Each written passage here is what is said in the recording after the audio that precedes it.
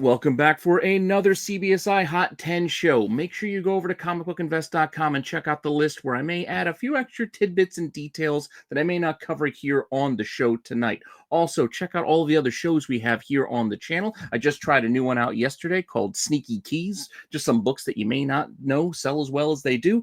Just let me know what you think in the comments down below. And while you're at it, please make sure that you like, you subscribe, you hit the alert button so you don't miss anything. Keep telling your friends so we can keep growing the channel. And if you just want to see this week's list, don't worry, I got you covered. We're going to start it up right after this short break.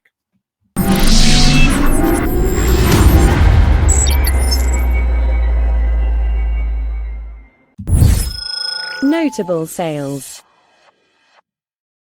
And our first notable sale is a weird one. This is Dark Age of Camelot #1 from DC Comics. This was a free promotional giveaway back in 2001. And this week, a CGC 8.5 of this promo giveaway book actually sold for an all-time high.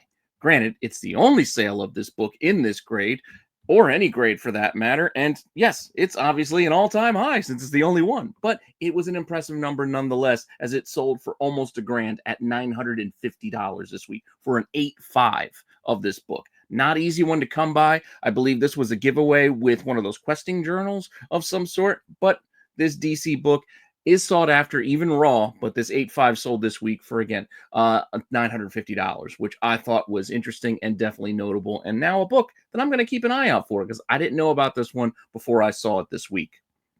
Now, the other notable sale I have for you is a book that I am aware of, and a book I have been looking for quite some time, but have yet to be lucky enough to come across it, and this week, a 9.4 of Young Allies #6. This is that gorgeous Art Adams cover, 1 in 15 incentive, so it's not a high ratio, and yet it's still very, very tough because not that many people were reading Young Allies, especially in the last issue of the miniseries.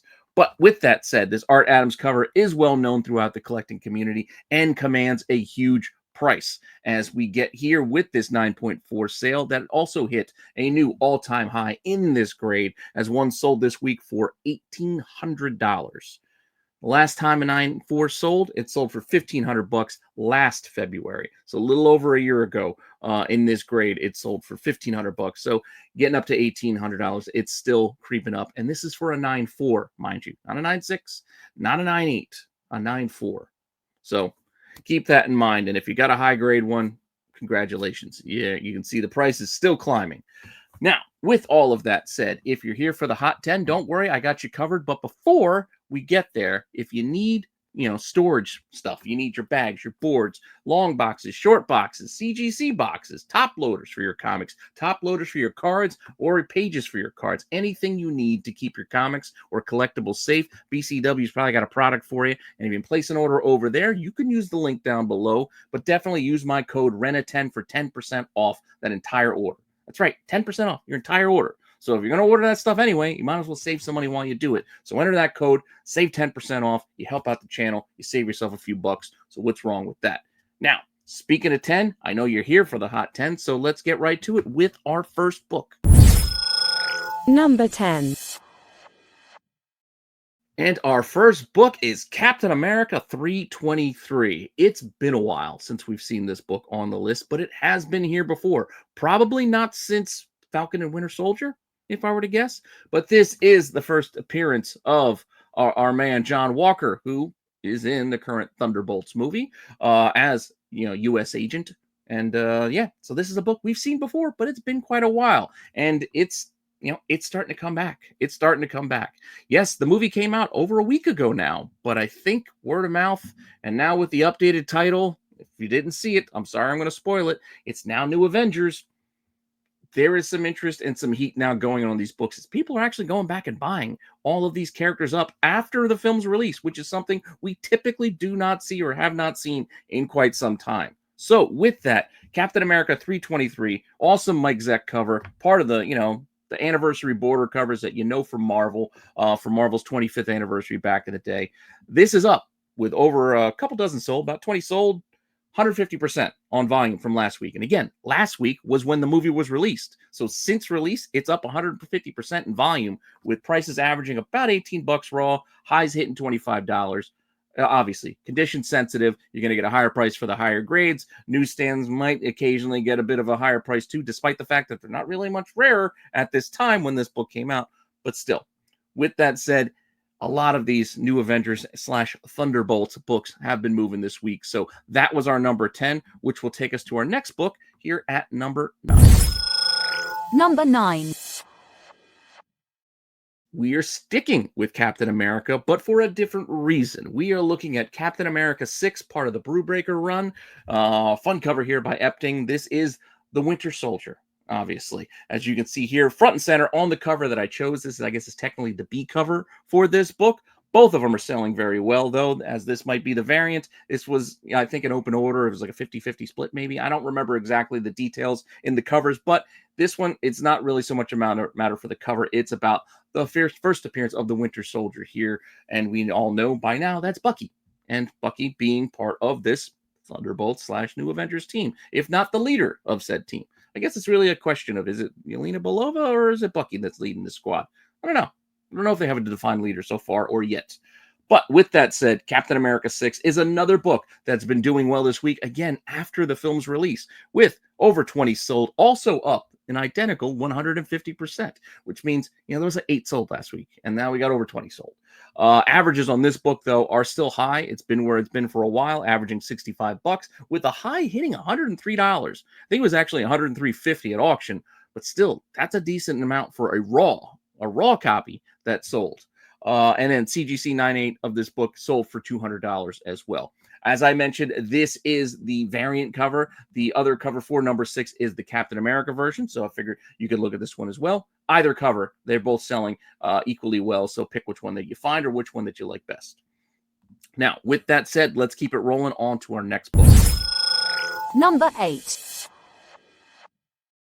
And here at number 8, we again have Captain America, but we're going back to John Walker, as this is the first U.S. agent. So this is John Walker as U.S. agent here. Always a fan of this cover, as he's interacting with the trade dress. I always find it fun when Marvel used to do that back in the day. And we got I'm Back. So John Walker is back here in Captain America 354. And it's, again, tied to the success and the positivity this movie has been garnering, I think, in the community. So 354, also selling well. Again, 20 plus sold. This one up 233% as far as volume goes, because I think we had half a dozen sold last week. And again, that was the movie's release week, was last week. And yet, volumes are up now. Averaging $22 on this one, hitting highs of $50. Also, 9/8s in this book are also $200, which is a popular price point for a lot of these books on the list this week. For one reason or another, 9/8s, $200. Don't know why. It's just where they're hitting, I guess. With that said, that was our number 8 book. So let's keep it going and get on to lucky number 7. Number 7. No more Cap, but we are still talking about New Avengers / Thunderbolts with our little asterisks. And here we have Iron Man 219, the first appearance of Ghost.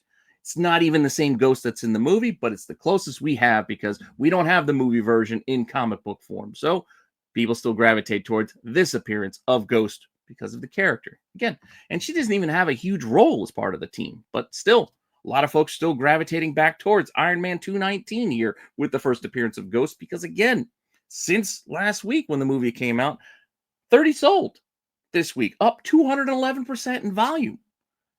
Why is all the volume rush coming now after the movie's release? Again, I'm kind of shocked by this. This normally doesn't happen. But with that said, averaging price of about $15 and highs hitting 25 for a raw book. This was one that used to be a good dollar bin book that you could go and dig for. Been a while maybe since then, but it's still been pretty cheap the last few months where you could find this easily for $5-10 here or there. But with that said, identical 9/8 $200 price point. 9/8 $200 these days. Don't know why that is, but with that, man, a lot of Thunderbolts are on the list already, but let's see what we have next. Number 6. Yeah, we're still not stopping. At number 6, we do have Inhumans number 5 on the list again. This was on the list last week, I believe at number 8, so it has moved up a couple of spots.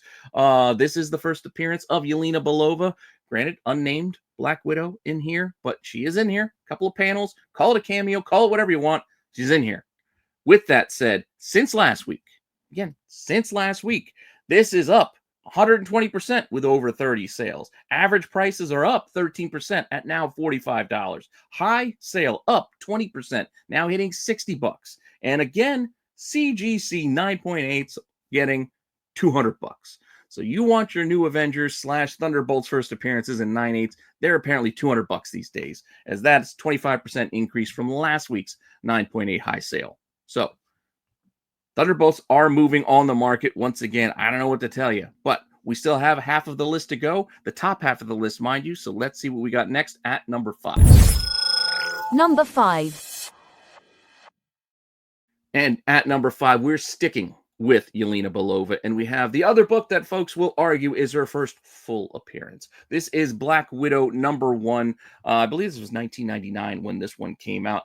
This 3-issue miniseries has been doing well, and folks have been gravitating back towards it. I'm not getting the semantics and arguing over what's first full, first cameo, whatever. I'm just telling you what we've got selling here. And this Black Widow number 1, covered by J.G. Jones, has been selling kind of in similar volumes as our Inhumans, with another over 30 sold, but this book is up 275% in volume thanks to the increase from last week.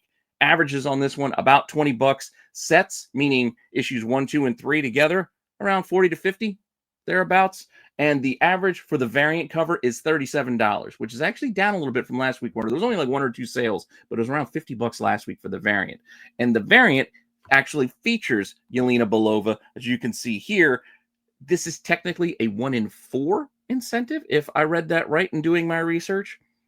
Yeah, so easily to obtain, plenty of these out there, but it sells a little bit better than the regulars. You can see there in the slight difference in price. So you're going to pay a little bit of a premium, and she's on the cover there, which is also another reason why I think a lot of people like this book as opposed to maybe the Inhumans book, because we have a Black Widow on the cover. Despite whatever cover you choose, you got a Black Widow on the cover. With that said, that's our number 5 book, which will take us to our next one here at number 4. Number 4. Sticking in its same position as last week, we have the Sentry number 1. Once again, Thunderbolts, New Avengers. Yes, I saw it last week, and I thoroughly enjoyed it. It was much better than I actually thought it was going to be, and I'm actually looking forward to seeing it again, personally. But movie success aside, I mean, it's not like a box office bonanza or anything. It's still kind of just chugging along. I'm curious to see if we get a good hold from week 1 to week 2. But regardless of how the movie does in the theaters, the comic books, which is what we're here to talk about, are selling well. And this is how well they are selling. Sentry 1, J. Lee cover. We had it on the list last week, and it is up, not only in price, but in volume. So with over 50 sold this week, that's an increase of 43% in volume from last week. $110. Granted, only a 10% increase on the average, because it was $100 last week. Now it's averaging 110, but there was a new high at $195 raw. $195 raw for this. A lot of $140 sales here and there as well, but $195 is the new high for a raw this past week. That was a 56% increase on last week's high. And then the CGC 9.8 is now $350, where I think it was $305 last week, which is why it's up 15%. So you can see a lot of green across the board in price and volume on this book, which is why it hung on to its spot here at number 4. And again, tied to the success and, I guess, demand of this film. Now, is the entire list going to be related to that movie? I don't think so, but we'll see what we have next, as we've got 3 left. So with that, let's check out our number 3. Number 3. I'm pretending like I don't know what's on the list. I made the list, but we do have a different book here at number 3 for a different reason. We have that Stillwater optioned independent book, Chip Zdarsky. This thing selling very, very well. It hit the list last week at number 2, so it is down a spot from where it was. So now it's hitting at number 3, and it's no fault of its own, because it is actually up in price and volume. Whereas last week we had a lot of cover price sales, this week the averages are up a little bit, and as well as the volume, as we've still had over 100 sales on this book, which is up 43% from last week, because I think we had about 70 or so last week. And the average price is now $14, which is a 40% increase. The high is at 20 now, is also an increase. And the CGC 9.8 is at now at $100, which I think is a slight bump, but Point being, still a lot of green across the board on this one as well, in volume and in price. You still had the occasional random $5 sale here or there, but by and large, this thing's about 15 bucks these days if you want to go and buy one on the interwebs. So keep that in mind. It is an indie option. This happens a lot. Who knows if this will hold on or this will maintain, but for now, 2 weeks in a row, a lot of folks are picking up this book, and I've heard good things about the story, which I still haven't personally got into reading just yet, but I'm going to look forward to checking this out sometime soon if I can find a cheap copy too. But I think there is also a second print on this that you can get, so keep an eye on that one as well. Different cover, different colored cover of this one. But with that said, we still got 2 books left, so let's see what we have in our top 2. Number 2. Now, I made this my favorite cover of the week, not only on the Wednesday watch list, but on the tax show, because I admit that I am biased. I am an Adam Hughes fan, and this Pop Kill number 3 is a fun cover. I like it. I enjoyed it. I couldn't wait to go and pick one up.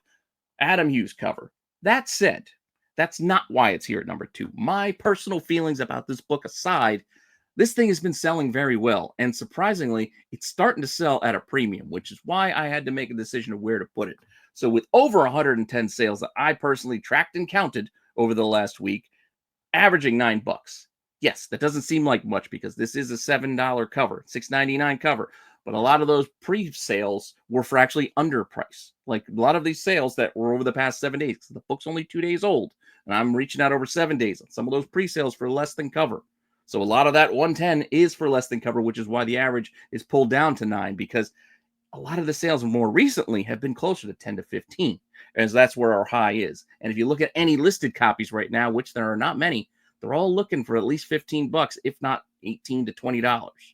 So the price is going up on this one. It's trending in that direction, and with a ton of volume sold. And yes, again, I admit that I'm biased and I like the cover, but I think the numbers also support its position here in that number 2 spot. But it's still not the top book of the week. We still have one more to go, and we are going to get to it right now. And our number 1. And our number 1 book is actually a book that I missed last week. I can admit it. I missed it. I noticed it as I was making this list and making the video last week. I noticed the sales and started seeing the prices on this. So I missed the early trend on this book, but it's still maintained since then. The trend started late last weekend, carried through this past week. So Ultimate Spider-Man 16, this Michael Walsh cover in particular. This is the first cover appearance of Franklin Richards as Spider-Man. Franklin Richards. What is it? Got the Fantastic Four on the braid. Richard Parker, Peter Parker's kid in this Ultimate Universe as Spider-Man on the cover. That, I guess, is the big draw for this book, with over 120 copies sold over the past 7 days. Like I said, it started a couple days earlier, but over the last 7 days, 120 sold, averaging $10, hitting highs of 30.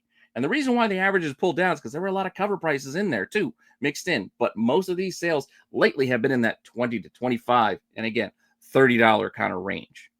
All for this first appearance of Richard Parker on the cover, which again, I find very, very surprising in the sense that why aren't people looking at Ultimate 13, which is when he technically first becomes Spider-Man in the storyline? So it's been 3 issues. It's not a surprise. It's just a cover appearance, not his first appearance. But hey, who knows? Maybe folks will start gravitating back towards that 13 sometime soon. I don't know. But if there's that much interest in the character, I would think that it's bound to happen. With that all said, that's the list for this week. Again, a lot of volumes.